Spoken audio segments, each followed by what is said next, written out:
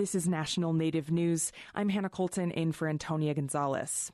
The Wisconsin Supreme Court this week backed the interests of the Ho-Chunk Nation against a concrete company that wants to dig up a group of burial mounds.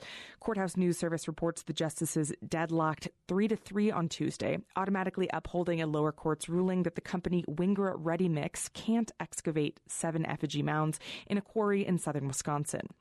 Wingra has been trying since 2010 to remove the mound's protected status, arguing there's no evidence they contain human remains. Its petitions were repeatedly rejected by the State Historical Society and courts.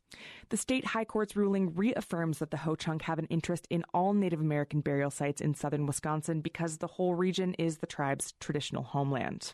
Opponents of the Enbridge pipeline replacement plan for northern Minnesota face continued hurdles despite the governor's veto of a fast-track provision for the project this week.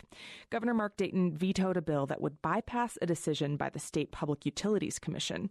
Dayton said the bill was, quote, ill-considered, politically motivated pandering to the pipeline's proponents. Still, a decision by the commission is pending at their meeting next month on the pipeline route. An administrative law judge recommended earlier this month the new pipeline adhere to the path of the existing pipeline it's slated to replace. The Leech Lake Band of Ojibwe criticized that decision, telling Minnesota Public Radio it's the worst of all route alternatives because it disregards the band's sovereignty and also threatens the most productive wild rice beds, crossing some 40 miles of the Leech Lake Reservation. In predominantly Republican Idaho, candidate for governor Paulette Jordan insists she has a good chance in the race. Jordan, a member of the Coeur d'Alene tribe, won the Democratic primary, making her the first Native American to do so. Steve Jackson reports. Democrat Paulette Jordan surprised many during the recent Idaho primary election when she defeated an establishment Democrat to become the gubernatorial candidate. The state representative has been elected twice to the House, but recently stepped down from her seat to campaign for governor of Idaho. Jordan says despite the perception that Idaho is a solid Republican state, she feels she has a good chance of being elected. She says as a lifelong resident of rural Idaho, she believes her campaign will resonate with Idaho voters. You know, these are people who want freedom. They want to be left alone.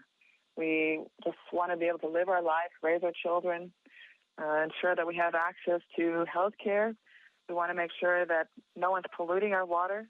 We want to make sure that we have lands that we can hand off to our children so that they can inherit the same land and be, you know, great stewards along with the same legacy that we had before us. So I think this is not a Democrat or a Republican issue. This is an Idaho issue. Among her priorities, ensuring that more people have access to health care, which she believes can be done if lawmakers finally take the step to expand Medicaid in the state. She also believes education should be a top priority and thinks teachers should be paid competitive salaries compared to adjacent states. Jordan will face Republican Lieutenant Governor Brad Little in the general election. For National Native News, I'm Steve Jackson reporting from Spokane.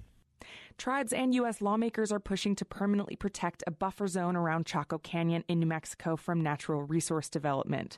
New Mexico Democratic Senators Martin Heinrich and Tom Udall introduced legislation Tuesday to prevent future oil and gas leasing and mineral development by the federal government within a 10-mile radius of the UNESCO World Heritage Site.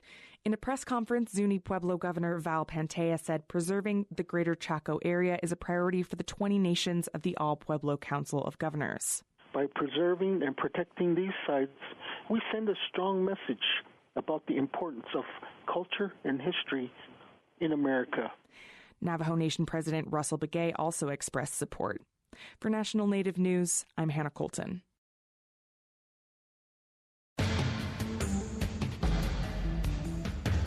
National Native News is produced at the Annenberg National Native Voice Studios by Quantic Broadcast Corporation. Funding is provided by the Corporation for Public Broadcasting, with support from the Public Radio Satellite Service. Support by First Tribal Lending, NMLS 150009, the nation's most experienced Section 184 lending team. Info for home loans on and off the reservation available at onetribal.com. That's the numeral onetribal.com. Support by AARP, creating and connecting you to unique tools and content like Native Origins, incorporating Native American culture with recipes inspired by indigenous foods. More at aarp.org/Native Origins.